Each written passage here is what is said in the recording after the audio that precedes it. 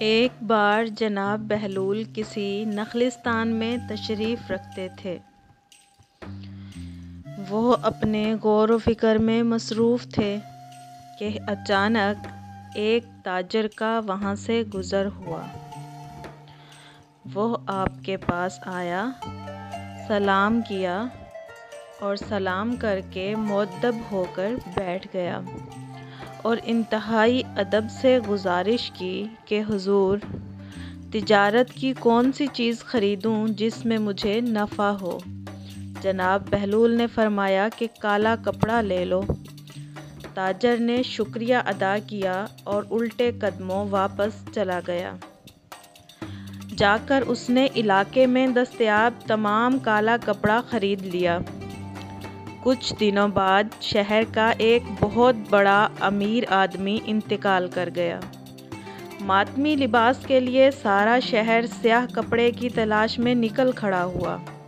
اب کپڑا تو سارا اس تاجر کے پاس ذخیرہ تھا، تو اب اس نے منہ مانگے داموں فروخت کیا اور اتنا کمایا جتنا ساری زندگی نہ کمایا تھا، اور بہت ہی امیر کبیر ہو گیا۔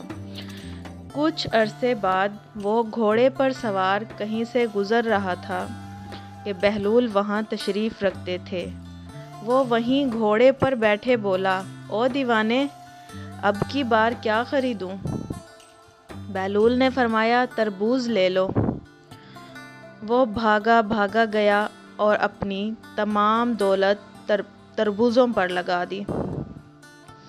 اب وہ انتظار کرنے لگا کہ کب لوگ اس سے تربوز خریدنے کے لیے آتے ہیں، لیکن وقت گزرنے لگا اور کوئی بھی تربوز لینے کے لیے نہ آیا۔ چند ہی دنوں بعد اس نے تمام تربوز خراب ہو گئے اور وہ کوڑی کوڑی کا محتاج ہو گیا۔ اسی خستہ حالی میں گھومتے گھومتے اس کی ملاقات بہلول سے ہو گئی، تو اس نے کہا کہ یہ آپ نے میرے ساتھ کیا کیا؟ تو جناب بہلول نے فرمایا کہ میں نے نہیں، تیرے لہجے اور تیرے الفاظ نے سب کچھ کیا ہے۔ جب تو نے ادب سے پوچھا تو مالا مال ہو گیا، اور جب تو نے گستاخی کی تو کنگال ہو گیا۔